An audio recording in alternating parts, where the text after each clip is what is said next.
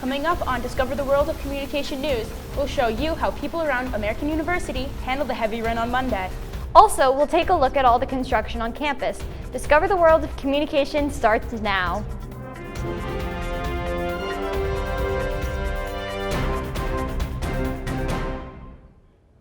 Good Friday morning. I'm Elizabeth Aston. And I'm Brooke Vogel. Thanks for joining us. The rain that hit Washington, D.C. area Monday morning turned out to be the most rain ever in an hour in D.C. It was also about as much rain as D.C. normally gets on average for the whole month. A downpour caused major flooding on some roads, water pouring into a metro station, and even water leaking into the White House basement. The rain ruined quite a few commutes. My boyfriend sent me a picture of the Highway 66, which basically turned into a river, so that was kind of insane. Oh, well, the rain was quite something yesterday. It did end up holding me back about 20 minutes. Flash flooding is quite the storm, and so my commute was much longer than it normally is. Once I got here, getting in between buildings getting between, across campus and everything was kind of a struggle with the rain. Yesterday morning, I was driving here, and it affected it by not only making it 15 minutes, but actually like a half an hour or more, just because it was hard to see.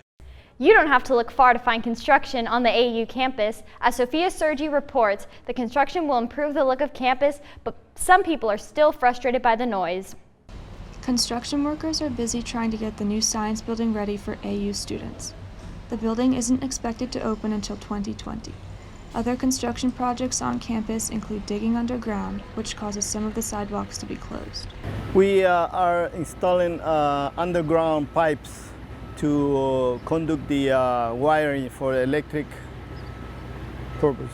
All of the construction causes a few headaches for those who spend time on campus. I have lived in 2 different dorms here, and both times it's been impacted by construction. It's usually just found a way of being in my way walking somewhere, or just noise outside my room, or just construction all over the quad, stuff like that. Once the construction is finished, the campus will go back to being a peaceful area for students to study and hang out. For Discover the World of Communication News, I'm Sophia Sergi. Here at American University, residence halls are slowly but surely being renovated to create more modern living spaces for students. Anderson Hall, the largest first-year residence on campus, was recently renovated. However, Letts Hall, which is directly across from Anderson, has not been renovated yet, and residents can see just how much has changed before and after renovations. This is the lobby in Letts Hall. This is the one in Anderson. This is a hallway in Letts. The new hallway in Anderson feels more modern with a new carpet and different lights. The lounges are one of the places with the most changes. Compared to Letts, Anderson's lounges were completely redone, with a new counter space, television, and seating area. The study rooms are also connected to the lounges in Anderson. We spoke with rising junior Eli O'Brien regarding the renovations. I think Anderson looks a lot nicer now. I think it's been totally worth it for the students who live there and for the school as a whole. I think they're doing it in a pretty good way because it's hard to renovate more than just one wing of a building over the course of a summer, and they're trying not to be too disruptive of students living there. It's hard enough to get housing for all the students, so I think they've done a pretty good job. American University is currently upgrading their residence halls one summer at a time. Currently, Cassell Hall is first in line, then Leonard Hall, and then Letts Hall behind me is third in line. Unfortunately, for students assigned to residence halls that have not yet been renovated, the only thing they can do is wait. Students will most likely live in a renovated hall by the time they graduate if the university continues to renovate residences at the current rate. It's no surprise to find politically active people in the nation's capital, and this campus is no exception. Our own Jill Camilleri talked to some young adults about their political involvement. How involved are you politically? Recently just started getting interested into politics. Very involved. 0 out of 10. Not too involved. On a national level, it just kind of feels pointless. I do read the news a lot, so I do stay up to date with most of the things that are going on. I like to go to rallies, and I like to be politically active on Instagram through social media. Since we can't really vote, it's not like our go-to. We watch a lot of Puerto Rican politics more but I pay attention to them. Are you planning on voting in the 2020 election? Yes. Yes. I am 100% planning on voting in the 2020 election. Yes. No, we do not vote for anything, senators, presidents, nothing. We just vote for our governor. That's it. The 4th of July was full of festivities, fireworks, and the release of Netflix's Stranger Things Season 3. In only 4 days, over 40 million household accounts have streamed the new season, and 18 million have already finished the new season. I caught up with a few people around camp to get their reaction to the Stranger Things Season 3. I have not yet. I have not watched the new season. I've watched 3 episodes. I have watched Stranger Things Season 3. I watched it the first day it came out. I've not watched any of it, unfortunately. So I watched the first season, and I really enjoyed it, but I had to watch it with someone during the daytime because I'm kind of a fraidy cat. It was really good. I think this is by far the best season of the show. It was pretty good so far. It was kind of gory.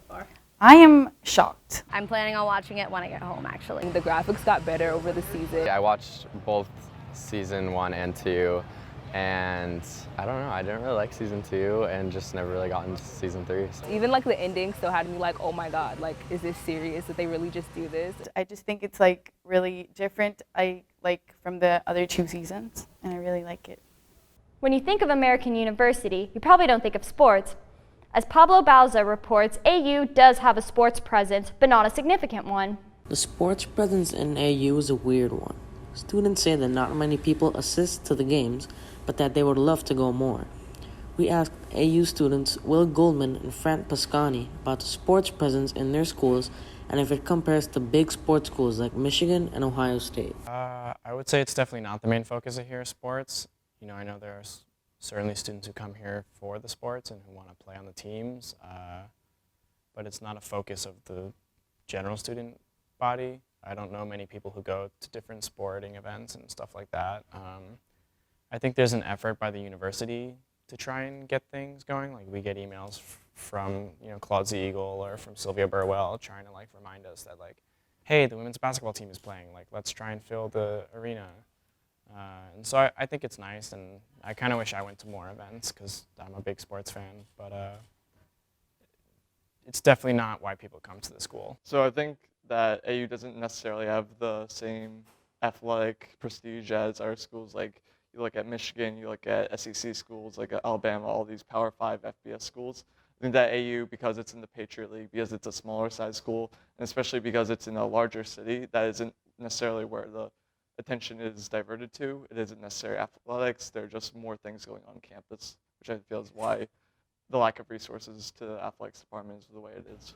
For Discover the World of Communications, I'm Paulo Osa. You won't find a lot of plastic straws in DC, at least ones that aren't biodegradable. As Ayn Patel tells us, a new law is now being enforced that bans plastic straws. On Monday, July 1st, Washington, D.C. started its fining period for businesses that use plastic straws. D.C. is trying to combat the amount of plastic that ends up going into oceans and landfills, but the ban on plastic straws has affected locals in many different ways.